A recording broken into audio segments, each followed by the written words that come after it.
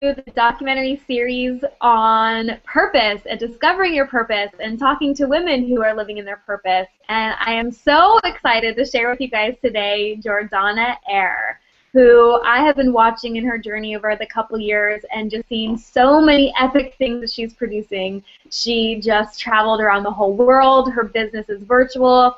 She's been a coach for many years, and she's incredibly good at finding the stuff that's no longer working for you and creating an entirely new life. And so I'm so excited because she is somebody who's moving and shaking and really creating incredible things in her life. I'm so excited to share her with you guys, and I'm so excited for her to bring us this conversation. So today we're going to be talking about purpose and her journey and getting into her world, and we're going to have some really juicy storytelling and some really authentic, real conversations. So welcome, Jordanna. Thank you. Could you just introduce me all the time? Like anytime I have a speaking engagement, you can just be the introducer because that was amazing. So it's so good to be here. Awesome. Yes, I can introduce you. I would love to travel to events with you. So why don't you fill us in on what are you working on these days? What is your business? What are you up to in the world? I am, actually, before I tell you, I just want to double check, Jolie. Am I showing up on camera? 'Cause the way it is on my end, I'm still the little baby picture, which is fine, but could be confusing for people. Are you getting the big picture of me? I am not getting the big picture. Huh. And we're recording, right? Yes. Yeah, already. Present to everyone. Yeah, why isn't it switching for you to be the big one? Oh, wait. Now I'm the big one. But you talk again, and let's just make sure that you become the big one when you talk. Okay. Does it make me the big one? No. You know what? You're gonna be doing most of the talking, so I'm okay being the little one. Aw. Okay. Well, you have beautiful, bright energy, so I think it'll still work. That is strange. I've never seen that, but I guess we'll trust in it. Okay. So hi. Can you ask me that question again? We're just grounding in, introducing. What was the exact question? What are you working on right now? What are you up to in the world? Okay, so what I'm working on right now is actually probably the edgiest thing I've ever done, which is, I'll sort of preface that with what I believe is one of the depictors of when you're really on purpose is when you keep doing what scares you the most and you're constantly expanding into the depth, the truth, the everything of who you are and what your self-expression is calling for you, but it doesn't mean it's easy, right? So the courageousness that people are seeing in my work, it also really parallels the courageousness that my clients embody as they dive into working with me. You're similar to that, Jolie. I've seen you just really up-level and expanding courageousness as you take your leaps. So what I'm doing is edgy, but it's because I'm really on that path of purpose. So I'm actually currently starting a sorcerer school. So I had this path, I guess you could refer to it as an archetype, but I'm not really an archetype person. But it is. It just is what I'm here to embody. So I had this archetype of the sorceress begin to sort of follow me and move through me over the last couple years. And finally, over the last couple months, I officially launched that out into the world, and that's what I'm doing with others. So the program that I currently have is called Reclaiming the Sorcerer, but it's really mostly about the depth of the power that we all own, and finally, once and for all, redefining and reclaiming the truth of what power really means. So we see power as this like icky, scary, ooh, they're controlling and manipulating kind of thing that most of us don't want to be a part of. Like if you're a good, loving being, you don't want to be a part of that power struggle. But I have it that real power isn't a struggle. Real power is our self-expression. It's the love and light that we really are. It is all of the things that when we're most in integrity with who we are and what our path is, it actually is our biggest way to serve others as well as to be happy and have an awesome life. So that's what I'm up to right now. Rock on! So you are building up this program, Reclaiming the Sorcerer, and what do you see? You know, I'm doing a lot of work right now in research as I'm writing my book around Generation Y, the millennials. This is my generation, and really, this is the ages between 15 and 35 right now. And what do you see as you're a coach, that you're diving in with these clients? What are people dealing with right now? What is the most painful thing that people are up against that you see? Let me just drop into that because I see so much and so many parallels. Well, what's coming to me, and probably one of the biggest things that I work with, is self-sabotage. And you know what, I actually have it, like, one of the biggest things that millennials are moving through, because the cool thing about the millennial generation, and I work with literally, currently, my oldest client is 73. I've worked with clients as young as 10 years old. Right now, my clients range from early 20s to 70s. So I've crossed the spectrum, right? But what we see in millennials, and the cool thing about millennials, is that you guys are already born into this world with a deeper inner knowing about how things could be, about what this world really means, who we really are, etc. And so what I see with millennials is there's like this challenge of, well, this is a shame that the world forces upon us. This is what the world tells me to do, who the world tells me to be. Well, this is me, and I know better than that. But how do I cross the bridge? How do I reach the tipping point between no longer having to live in this, whether it's for your parents, whether it's because you have beliefs that tell you you should, even though you know they don't serve you, whatever you're moving through to get to the tipping point of your life being yours? That's like the biggest challenge I see with millennials, but it's also the coolest path and the biggest, like, most beautiful points for growth, where when you do start to cross that bridge, as scary as it can be and as much courage as it can take, I mean, there's nothing like it, which I'm sure you can speak to, Jolie, right? Like, there's nothing like finally rooting into all the things that you've known all your life, at least intuitively and on a subconscious level, and actually watching them show up as proof in front of you when you're living that way. Yes, yes, yes. And, you know, there was a book that came out that one of my professors talked about called Generation Me. And the older generation looks at us as entitled and arrogant and, you know, wanting so much. And I think what they don't see is we just see that a lot is possible. And we have awareness that life doesn't have to be so freaking hard. Like, we actually can do things a different way in a new paradigm without such rigid belief structures. And I think a lot of the current pain right now is, like, how do I break those current beliefs? And inside of that, like you said, self-sabotage shows up incredibly. So in the realm of self-sabotage, what do you, Jordanna, know about self-sabotage for yourself? So that's a great question. I'm like, wait, I spoke to self-sabotage and didn't bring it back. So I'm glad you did, Jolie. Yep. So what I know about self-sabotage, and what brings it back to what I was originally saying, that's one of the biggest struggles that millennials face, is it often happens because it's, you know, self-sabotage is like one of the most subconscious things. Like, nobody wants to overeat, drink too much, watch too much TV, buy too many things, like all of the different, or even just procrastinate or have a cluttered home. Nobody wants to do those things on a conscious level. So it's very challenging for us to drop into the why, and the question why almost never serves us, but with self-sabotage, it does actually help sometimes to understand where it came from.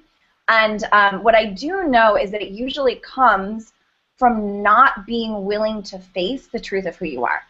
So it's like self-sabotage is really just a numbing mechanism that we use when we're not willing to be present in our bodies, when we're not really willing to be present and allow the flow of our feelings, when we're not willing to listen to ourselves and what we know and act on it.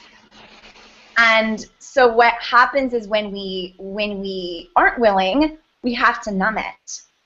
Because we're too freaking smart. Like, we know what we're doing, at least subconsciously.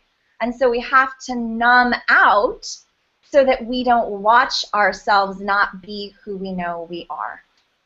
So it all links back to, again, millennials and that just, like, amazing knowing that, and I will say I'm actually on the cusp. I'm technically Gen X. I'm 36. So it's been really amazing for me to watch, and I had to move even through some jealousy with it of, like, seeing you guys, millennials, who, like, I am one of you, a lot of my friends are, but technically I'm not. And I was born with a very similar knowing, but you guys have it on an even bigger level, or really like it was more, you were even more aware to it at an even younger age. And that, I mean, it's the biggest gift. It is the biggest gift that you guys have, and it's also what is going to change the world on a really ginormous level. I feel that. I feel the power of this generation. I feel that we, you know, just by virtue of opportunities, what has been possible for us, and that technology is really just second nature. So the opportunities are immense, and self-sabotage, girl, you couldn't have nailed it more on the head. With I'm seeing the same exact thing, which is why I'm doing what I'm doing in the writings and the summits that I'm doing, is to help people move past that. So, Ms. Jordanna, I know your personal story of self-sabotage, and could you bring the listeners into the darkest moments of your own self-sabotage? But of course, I'm the queen of self-sabotage. Like, if there were anyone who I could probably win a gold medal for self-sabotage. And, you know, it's also like, I'll link it up. You guys can probably see. And it's not, we all have our own essence of who we are, and just because I'm louder doesn't mean I'm better. And actually doesn't mean I'm more powerful, but my power, you know, I was brought to this planet to teach about power and bring people to their power. So of course I embody like, bam, energy. And I actually have it that the most powerful people are the biggest self-sabotagers. So if you are a self-sabotager, I just want you, before I tell you my story, which is coming, I want you to remember that that actually means that you're meant for even bigger things.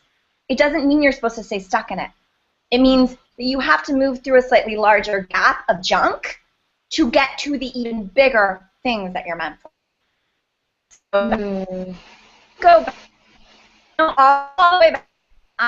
When I was 11 years old, I was raised in a family where there's a lot of, I teach a lot about duality, and I'm actually going, oh, there was a lot of duality in my family. Like, my mother taught me that I could be anything I wanted to be, and that I was just perfect as I am. And my father was the extreme opposite. And he had some abusive tendencies. And so when my father actually, like, we finally got him out of the house when I was 11 years old. We moved away. But I still had a lot of trauma from the first 11 years of my life. And then there was, like, some stuff about him wanting to come back, and I started to feel really unsafe. We had moved across the country. He followed us. And my safety meter was just, like, ripped away.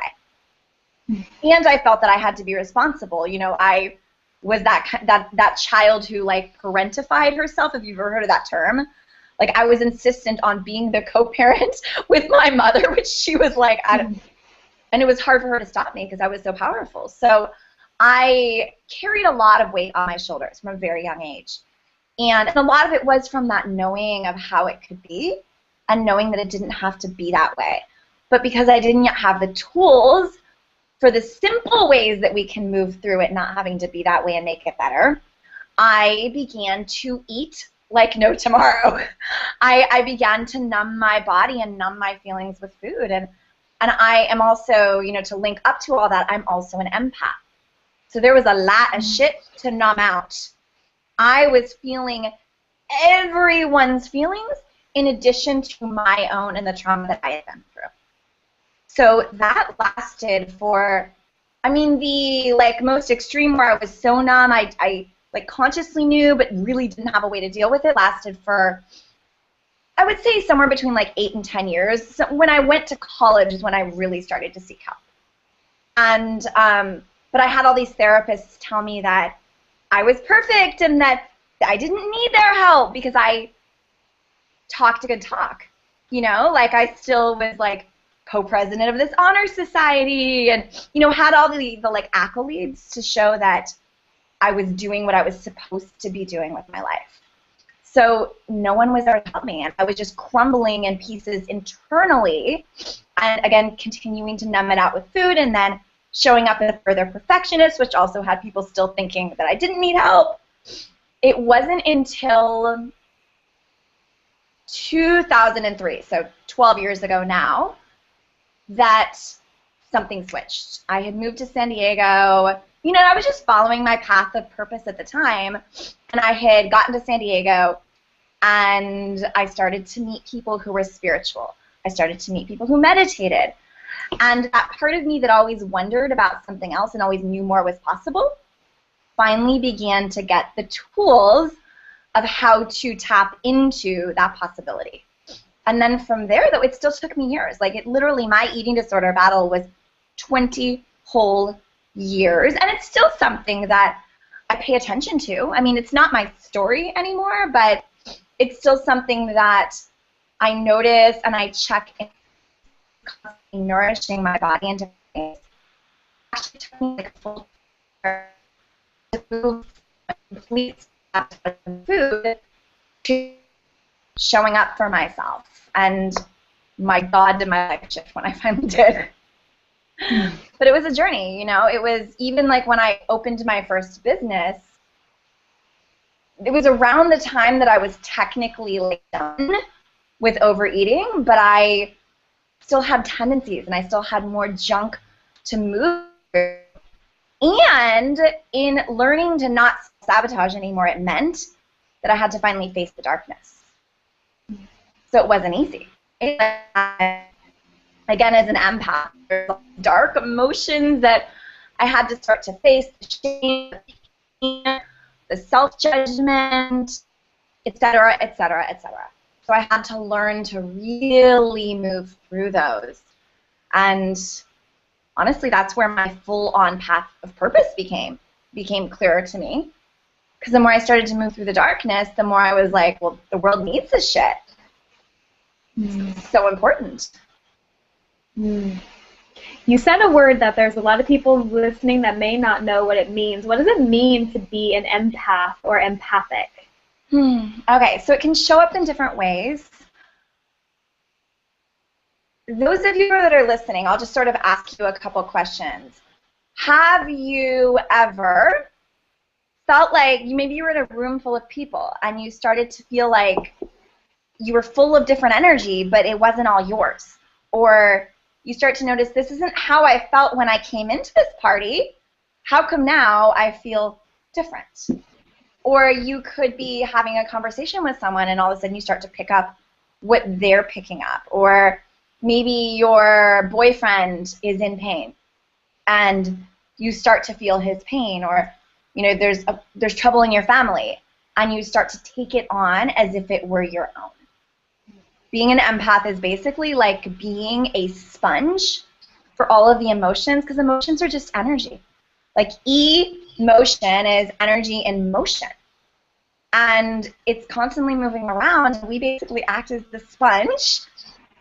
And what a lot of empaths don't understand, and it took me years to really get a grasp on this because I didn't want to look at it, it was too scary for me, that a lot of what causes it for us is wanting to fix things for others. Like wanting that person not to be in pain, so we take on their pain to try to make it better. But it's the most incredibly codependent thing we could do. To take the darkness away from them and take it on ourselves doesn't serve them, doesn't serve us. It's like the epitome of codependency. But we don't know how not to, because we're born just feeling everything around us and we don't know how. And then there's also, like, you know, there's the opposite of it. Like, I don't know if you've ever heard of people who say, oh, no, I don't pick up other people's energy anymore because I protect myself. And there's nothing wrong with that, but they'll be like, oh, I cloak myself. Things that actually block them off from the world. And, you know, overcoming your empath nature doesn't mean to block out the energy of others. It means to work through what's yours. And yeah, sometimes you can protect yourself if you're around a negative energy that you really don't want to be around. I'm not saying it's wrong to do so. There are times for it. But for the most part, it means being willing to witness other people's stuff, other people's darkness, objectively. And just see it for what it is and love them for who they are, but learn to process what's yours and not take on the rest. And it's actually, once we embrace being an empath, it's one of the biggest gifts you could have, because it's also a big aspect of our intuition, which guides us further into our purpose. It's one of our, I mean, just the ability to feel. Like, being human is is crazy. And one of the biggest blessings of being human is that we get to feel so much. And empaths actually have like a larger container to feel. And so it's, I mean, what a gift is that you can also, for all the darkness you can take in even more joy. Who wouldn't want that? Thank you for sharing that. I know I didn't understand what that word was, and I've worked with energy healers in the past who say we all are psychically aware. We have those psychic capabilities. We have the ability to pick up on people's energy. Some people's awareness of it is greater, and sometimes it just happens more naturally, like somebody who is an empath or a sponge. It's kind of just coming at them. So is there anything that you do or any steps that you take to have more awareness of that and protect your energy and so you're not drained in a room?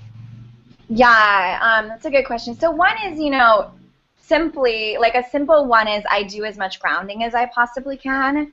The earth, the cool thing about this like earth that we live on is that it'll take stuff for us. Like it's this beautiful like recycling bin for all the energy we don't need. So sending it back to the earth and then rooting yourself into the earth can really support, and I personally need it more than others because I don't have a lot of like earth in my, if you follow astrology, in terms of like earth sign, water sign, fire sign, I am all water and fire, mostly fire, big chunk of water. So I need to for me, continuously root myself in. Other people might actually more continuously want to root themselves up to the divine or the sky or whatever you want to call that. Another very easy tool that I love because it's different from like cloaking yourself because it's so loving. If you know you're going to be in a space where there is going to be energy that doesn't serve you, you put up like a and like it basically envision a rose. And the cool thing about a rose is that it's protective and it's very like a rose is a sign of the divine feminine. And so it's very open and loving and it'll flow with what energy is, but it's still got thorns and it'll protect you. Like nobody's going to break through that. So those are a couple of options, but I would also say like, there's a difference between like, to give you an example, I was at the store the other day and I ran into this like, can I use the word ghetto? I know it's not a nice word. This ghetto store, this like, literally the store looks like it's like a bomb shelter. Like it's kind of this scary store with a scary energy, but it was just the only thing I could go to grab that thing I needed last minute. And this woman in there, literally, I screamed. Like I was walking down the aisle and I didn't know she was there. And I just felt her energy and I screamed at the top of my lungs. Oh my gosh, girl. I know, it was kind of hilarious. And what was interesting is she like didn't even seem to care. Because I think she's used to it or something. And then I went up to the register to pay, and she insisted upon, like, grabbing my hand and touching me and connecting with me, and I was like, oh, no. This woman is not safe. Like, I want to love her, but she's, if you believe in, like, entities, she's surrounded by all sorts of entities that don't feel good to me.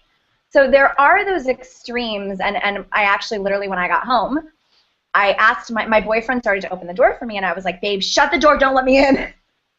Like, I need to clear this stuff off. I'm not bringing it into our home. So there are those extremes where you can say, that's really not me.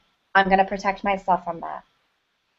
For the most part, though, my personal belief is that if it can penetrate us, it is some part of our essence, and it is some part of what we have that we need to move through. So if, for example, you're like in a room and like I got home 4 months ago, but the 6 months before that I was in Italy. And I felt a lot of shame when I was in Italy specifically. Like I traveled for a year, but then I got to Italy and like just shame all over. And it took me a long time to work through it. And at first I was like, is it not mine? Do I just need to release it? And when I finally realized that it was penetrating me because I had shame still, and I owned it, and I let myself really move through it and love it up, it transformed. And then all of a sudden, the shame that I felt was being like put upon me wasn't there anymore. And I could show up as the fullness of myself, and I could still observe shame in the room, but it was really from a loving, compassionate angle, and I didn't feel it enter me any longer. Mm-hmm. So again, I do believe that like 90% of the time, if it enters us, it's because it's ours to move through in some way. Yeah, I totally agree. And thank you so much for letting us into the distinction around being empathic. I think a lot of people will be very interested in that. And then also just you telling your story. And thank you so much for letting us into your world around addiction to food and having this be your comfort and your thing that you hide behind. And so tell me, I know you're somebody who shares that openly. You share your eating disorder openly. What happens when somebody shares their story in a very vulnerable and expressed way? So, you know, there are distinguishments around vulnerability, and there are times that it's not safe to share. Those times, I believe, are few and far between. And, you know, Brene Brown actually refers to it as twinkle lights, like that when you're really vulnerable, you turn on these twinkle lights, but that if you're, like, extremely vulnerable with people you've never met or you don't know it's safe with yet, that people can feel blinded by the light. And I do believe that that can happen. However, most of us, I believe that most of us who are here right now, like if you're watching, chances are you're more open to it, and that you've got some people in your life who are more open to it. So even if they don't share things as commonly, they may be more ready for the lights to get turned on in front of them. Now, it's different, like if you're working in this like uber corporate environment that's not ready for it, or you come from a family where there's a culture that's just riddled with shame, no, don't turn on the lights that brightly yet. Just share little bits, and you'll watch people get more open to it, and their, you know, our eyes adjust to the light. But again, I do believe, you know, you've got to turn on the light. Like if it's the middle of the night and you need to get up for some reason and you need light, you're going to have to turn on some element of light so your eyes can adjust and then you can have more. So the thing about vulnerability is like you'll learn along the way. You might have some crunchy situations where you're like, maybe I shouldn't have shared that. Maybe that didn't sit so well with people. The only way on the lights is by speaking up, speaking your truth, again, allowing yourself to move through whatever shame you have, which is done by speaking up, speaking to it, letting the shame realize that it's not dark but light. And yeah, from there it's like, again, people's eyes adjust, and it only serves people in the end, even if you do feel like you shared too much. Even if you do have like a shame hangover, it can only ever serve people that you turned on the lights. That's a really interesting distinction. You know, I mean, you can relate to somebody who like drops a bomb, like where it feels like too much too soon. Yeah. So thank you for that distinction about the blinding. And I'm curious to know, what do you see as possible inside of healing or inside of overcoming self-sabotage when you do share yourself, like, and how you've shared? Oh my God, so much. In the past, you know, I do still do a lot of work with groups and like group coaching, group programs, etc. In the past, though, I've done groups specifically with women who are healing their relationship with food. So eating disorders, but also just like a crunchy relationship with food. And that's where, you know, as women, when it comes to body image, food and body is just so stigmatized. So basically, if you take shame and you were to like put it on a scale of 1 to 10, women who are have like a 10 scale of the shame that they have to move through and let go of. And I'm trying to remember the exact question now, Jolie. What's possible when you in healing? When you heal it. So, so what I've seen about groups is that there's something to speaking it, there's something to naming it that makes it not so bad anymore. It's like shame. If you picture shame, you know, it's like if shame were a balloon and you speak to it, it pokes a hole in it and deflates. Or I personally see shame as like this icky black goo around me. But when I speak to it, it's like the black goo loses its energy and it can't float around me. It like crumbles into this like little puddle or something. And that's what's possible in healing when people through the shame, when they speak vulnerably with each other, and whether it's with a safe space like a group or with a very close friend. A big place for healing I've seen is actually speaking with family members about it if they're safe. Like a lot of women who are healing relationships with food or other self-sabotage situations, often, you know, their mother can usually resonate with it, whether she has dealt with the same things or just energetically can resonate. And she also raised them, so she knows, like she's kind of seen it build up, right? And so to speak that truth with your mother, huge. Like all of a sudden it deflates and it becomes this thing that you hid your whole life. And now it like just is.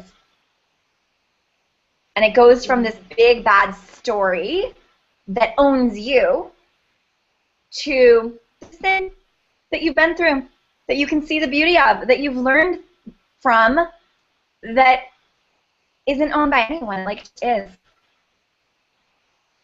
Oh my gosh, girl, the piece about shame is, you're so spot on, because I used to be somebody growing up in religion. There was so much wrongness in my body and in my family and who I thought that I was.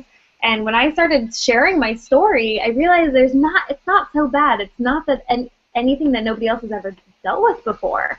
And you're right, in the group environment, people get really connected when they see that, oh my gosh, like this isn't some big secretive black hole that I have to hold on to and crawl into and hide under, and I'm really okay. And so I can imagine that in your Sorceress training program that is coming up, that this is an element to it, which is letting go of that shame. So tell us, what was your vision for the Sorcerer? And who is she, and what does she embody? She has so many things. So I don't know if you've ever heard the phrase, and if this phrase goes over your head, don't worry about it. Like, just take in what you can. If you've ever heard the phrase, I am everything and I am nothing, and you are everything and you are nothing.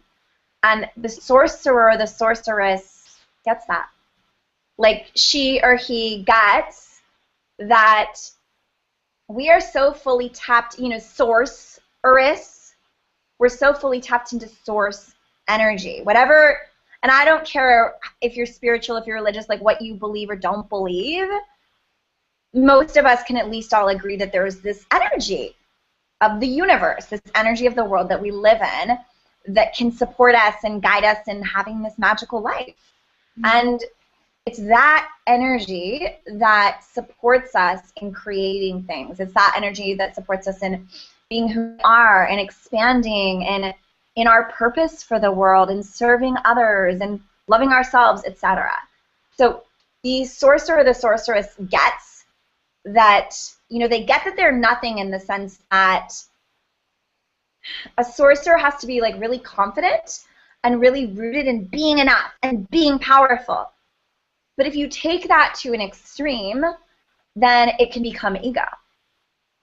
And they get that it's not ego, it's actually all source energy that allows us to be everything.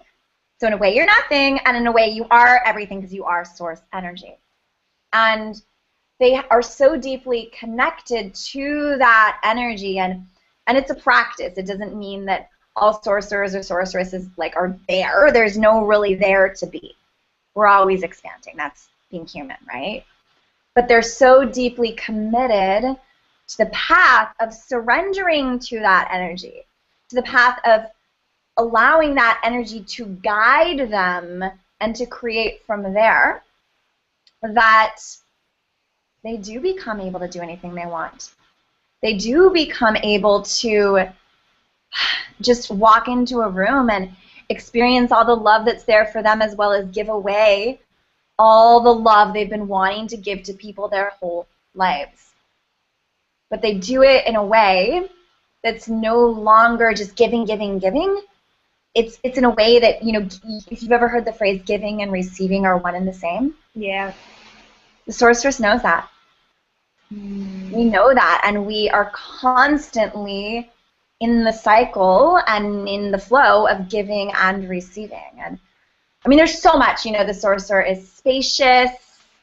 We get that we don't have to work ourselves into the ground. Like, yeah, I'm an entrepreneur and I work a lot, but it's not the way it used to be. I don't burn myself out anymore. Like, I know how to outsource. I know how to delegate to my team, and I know when to stop. Because otherwise, I actually can't create, and I can't hold that magnitude of space that a sorcerer is here to hold on this planet for others, unless I care for myself first. And the sorcerer is a deep feeler. Like, we know, if you've ever, you know, think about, have you ever seen the movie Frozen? Bits. I love them. I love that movie. So I don't know if this is like a, what's it called, a spoiler alert. So close your ears if you don't want a quick spoiler alert and you haven't seen it. But in the movie, the queen, the princess who becomes the queen, has this power to touch anything and freeze it.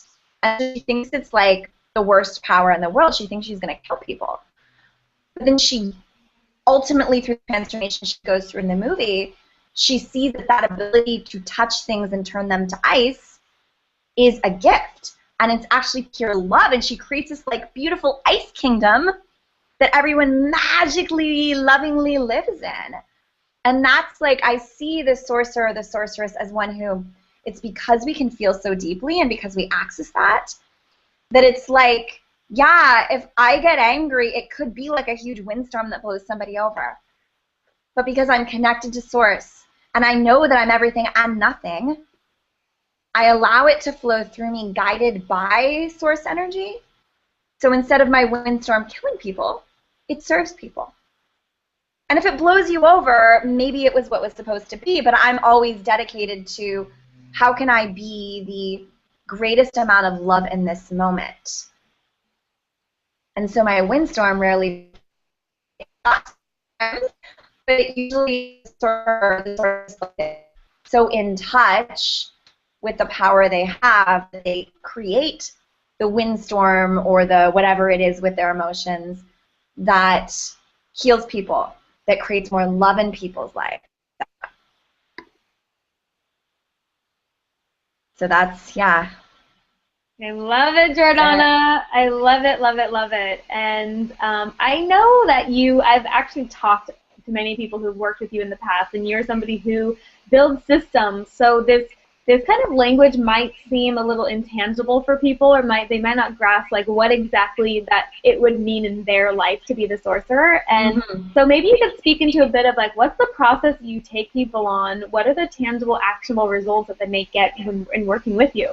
Great question. Yeah, I speak in like emotions and esoteric concepts, but of course, like my clients and people in my programs get these like crazy, amazing, tangible results. So one big thing is the ability to speak your truth. So if you take like the spectrum of that, like I've had clients who are like, I really want to leave my husband. And I love him, but it's like, I know it's my time to leave him. I know it's not at my highest, but I cannot speak up about it. And I've had clients who want to allow their sense of spirituality into their job or the business they run. Or clients who like need to have healing conversations with people in their lives but don't yet know how to do that. So being able to really speak your truth in a way that's loving and well received by others. So I love to use the phrase crunchy conversation. Like what would be a crunchy conversation actually is a flow. And you can leave the conversation going, oh my God, I'm so glad that just happened. Another tangible result actually is money. Some of my clients come in with plenty of money. Some of them come in like barely able to pay me, but they just make it work. And the up-leveling and expansion process that I take my clients on is one where they're always able to lean into the next level, the next level, the next. Yeah, I actually, like, I describe working with me as like, have you ever done trapeze, Jolie? So it's like there's this, like, if you're going to fly on a trapeze, there's this, what's it called? This little platform that you stand on, and you literally, like, and then the bar comes swinging at you, and you have to jump off and just trust you're going to catch it. And working with me, there is a period where people are like, I don't have the money to pay, or I don't know but I'm just going to jump off, and and I am that bar for them too. So I support them in making sure the bar gets caught. But there's that period where they're like, oh, what did I just do? But from there, once you learn how to use a trapeze, you're doing backflips. You're doing like crazy, amazing, magical things in the air. And when it comes to money, you really learn and develop that relationship with money where it just shows up.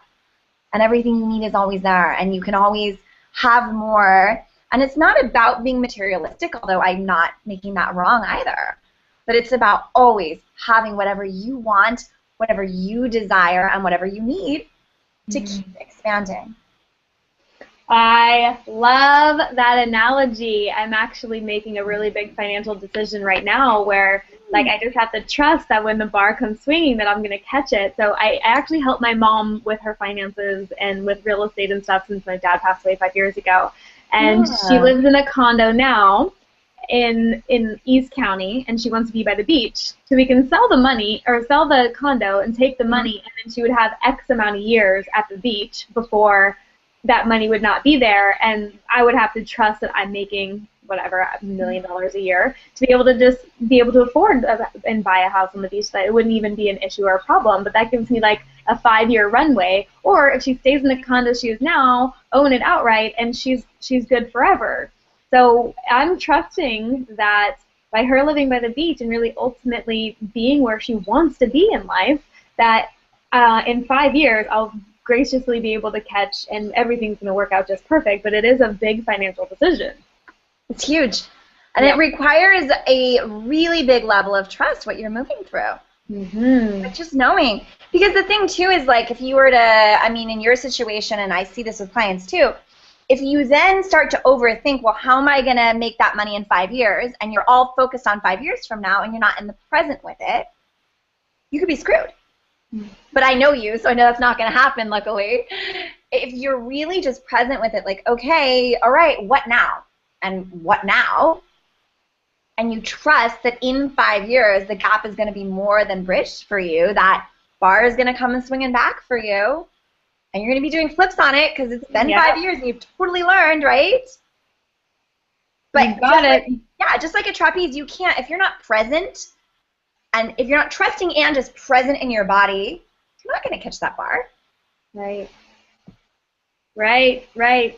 Got it. So we've got speaking the truth, breakthroughs with money. What else we got here?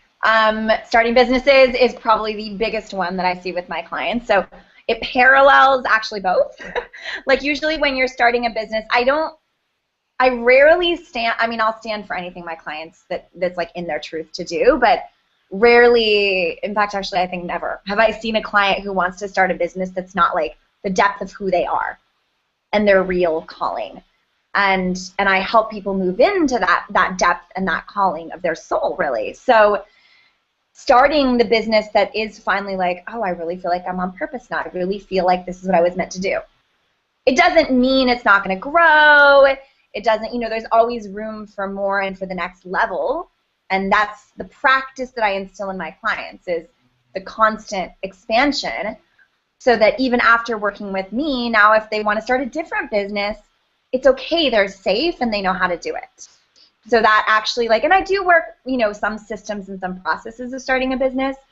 The bulk of what I do, though, is the deeper work that it takes to make the leap, and to make the leap with clarity, with ease, with spaciousness, with the money you need, etc.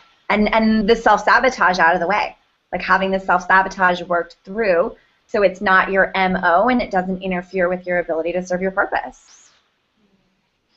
Yeah. Oh my gosh. And Jordanna, I see you just making the leap so much. I mean, I was just watching from afar as you were traveling around the world, and I was like, how does she do it? How do you make your business run virtually? And you took so many leaps, and I was like, what do you mean you're renting your condo in Airbnb when you're in Italy? Like, how does that even work? And so you're actually somebody who's generating this in your own life. And miracles in business happen around you. Miracles in making things work and opportunities and actually manifesting that which you desire happens in your space. I've seen it. Yeah, it's a great question. And the biggest piece comes back to trust. It's like you've got to so deeply believe in yourself, too. Again, I'm everything and I am nothing, right? So without getting all up in my ego, there is a truth that I'm everything. And so I believe in myself, and I know if I'm meant to go to that country because I want to, or because I was invited to teach or speak over there, but my plane ticket's not paid for, I've got to, like, whatever it is, that I am enough for that I am worthy of that. I actually, probably one of those when I was in the up-leveling process, this is kind of hilarious, but I'd gone to Peru for a retreat. And when I left for Peru, that was like the beginning of you might remember, the beginning of my journey of being abroad for a year. Mm-hmm. And so I had just gotten over there. I had just done this amazing, expansive retreat. For 10 days, I was with this group of other women, and then I was, boom, on my own. Oh, my God. I've never traveled alone before. Like, this is, well, I have, but not to that extent. So it was pretty crazy for me. And it was my first time. I had my business for a little while at that point. Like, it wasn't a shocker to me for the money to come in through my business and for it to always be there. Luckily, I had reached that point. But I had this feeling, like, I remember I'd only been on my own, traveling on my own for like 2 or 3 days at this point. And I'm checking through my finances, and I'm like, uh-oh, it's not as cush as I thought it would be. I really need a couple new clients. Like, something's going to have to change. Something's going to have to come in for me to get my bills paid, for me to still have a roof over my head while I'm traveling, etc. And I remember thinking momentarily, the universe, like, what if the universe can't find me in another country? Like, like, that's the crazy limiting beliefs that we deal with, you know? Like, we're all just so human and hilarious. And I remember actually getting present to, like, did you seriously just think that, Jordanna? Like, that's so funny. Everybody that lives here is like, God just knows, like, what is your, but it literally, like, I had to move through that and really learn to trust that no matter where I was, that the universe could find me, that the money would always come in. And, like, 2 days later, a bunch of money came in. I was totally fine.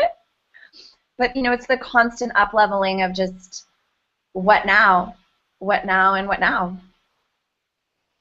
That's it, girl. And I've heard the quote, your success is directly correlated to your ability to hang with uncertainty. And look, I mean, nobody guaranteed that money would come in. You were in another country. That could be very scary. You could have gone into a very stressful, I'm going to fly home, this isn't working sort of fear-based mentality. But does it always work out? It always works out. And, you know, it's like, it's better not to know what's coming ahead, too. Like, there's a reason that we can't really see the future, or most of us can't. Like, if you had told me, you know, when I mentioned that I spent a bunch of time in Italy, well, when I got to Italy, I actually entered another huge period of darkness. Like, I had, like I mentioned, the shame and all that I peeled away. I had a ton of darkness that I was being asked to move through. And I got really clear shortly after arriving that if I didn't say yes to it, like, part of me was like, well, you could just go. Like, just leave the country, go to another country where you don't feel this way, and it'll be better. But I knew if I didn't stay there and move through it, I wouldn't get what the lessons and the transformation I was supposed to receive. And that wouldn't be walking my talk with what I teach, right? Like, that's not jumping for the trapeze. So I stayed in Italy with my partner. Like, I had actually stayed because I fell in love. Yes, it's kind of like a romance novel. Only very human, not perfect, right? So I stayed in Italy for my guy, and if somebody had told me when I got there that I pretty much wouldn't be working for 6 months, there's no way I would have believed them, and I would have gone running home scared. But how am I going to get my bills paid? How am I going to do it financially? There's no, what about the purpose I'm supposed to serve in this planet? I can't not work for 6 months. The 6 months, if I hadn't gone through that, I wouldn't have my Sorcerer school now. If I hadn't gone through that, I wouldn't have learned another layer about money. Like, somehow just enough came in through my online business that I was able to get the bills paid. I was always totally fine, but I just like didn't need to work except the bare minimum. And it just, again, like if somebody had told me that in advance, if I had been able to see the future, I probably wouldn't have stayed. Wow, that is incredible. That's life though, right? Why would we wait until we're retired to take time off, to take these 6 months to be in Italy and learn a new culture and fall in love? Like, you're truly living, Jordanna, and it's such an inspiration to watch. And so for the girls watching that say, like, I just want to live a little bit more, I want to get access into being okay with uncertainty, you know, maybe check Jordanna out. Check this program out. I know what she's doing is powerful, and I don't endorse very many people, but I've been around Jordanna a lot, and I know that she's a very magical being, and lots of transformation happens in her space. I mean, I have the pleasure of talking to some of her clients and the breakthroughs that they get, and so I'm so happy that you guys got to connect with Jordanna and see what she's all about. She's a truth teller like nobody's business. She'll always give it to you straight, which you don't see in a lot of coaches. A lot of coaches are there to make friends with their clients, and she's there to call you on your shit, and she's there to really serve you in this conversation. So if you are somewhere in your life where you're like, I want to know how she did that, how do I build a business and have enough income and trust myself enough to be able to take 6 months off and be okay with it, I would highly encourage you guys to check out Sorceress School. Isn't it Discover Your Inner Sorcerer? Reclaiming the Sorcerer. Sorcerer is spelled S-O-R-C-E-R-E-R. So reclaimingthesorcerer.com. If you, again, you know, I know this is edgy. I know that this isn't easy for people. So if, like, any part of you is intrigued or any part of you is even scared, but knows that that fear could be like the trapeze style fear, there's a link on the right-hand side of that website, again, reclaimingthesorcerer.com, that says talk. I think it says let's talk. If you click on that, it's going to pop out, and there's a place to schedule a 20-minute phone call with me so we can just connect, see where you're at, see what you're needing. You can ask me any crazy questions that you want to. That's what I'm here for. And if you're like, okay, I really love this, I know I want this, I know that this is for me, but I'm not, you know, maybe I've got way too much on my plate right now, or whatever the scenario is, there's also a section where, I can't remember what it's entitled, but you'll find it, a section where it says like not now or something, and you can just click and give us your information, and we still send you lots of free goodies in the meantime, and then we'll let you know about the next time we do the program. Cool. And the level 2 that's coming as well. I know it's sometimes hard for people to receive free sessions, but you guys, 20 minutes with Jordanna, she's powerful and potent, and she'll get in your world, and she asks you questions that make you see a reflection of yourself that you may not have gotten to see. So I encourage you, if this conversation resonates with you, to go onto her website. We'll post the link. Schedule that call with her, and, you know, everybody wins when people are saying yes to their life. Everybody wins when we're all healing. So if you're feeling called, it's your time to heal your stuff, tell the truth, have a breakthrough with money, start your business, and you want somebody to lead you in that process, I highly encourage you to check out Jordanna. She's incredible. Yeah. So we'll post those links. And thank you guys so much for watching. I know that this has been an incredibly valuable situation. I got a lot out of it. And I just love women coming together to just explore masterful living. So. Oh, yeah. Yeah. Oh, yeah. Like, I really, those of you that are still here, I just really commend you for being present during this conversation and soaking it up for whatever you need. Like, just the fact that you even clicked on this link says that you're on the path. And I just love you, love you, love you for that. Because your path is not just going to give you a better life, which Jolie and I want. It's actually going to somehow, whether you know how or not, it's going to somehow serve our planet too, you being on your path, which will lead you to your purpose. Yes, yes. May we all find our divine purpose and live in abundance, joy, and bliss. So thank you, Jordanna, so much for your time. And I know how committed you are to this. So so much gratitude to you and to everybody watching. Thank you. Bye, everyone. We love you. Bye.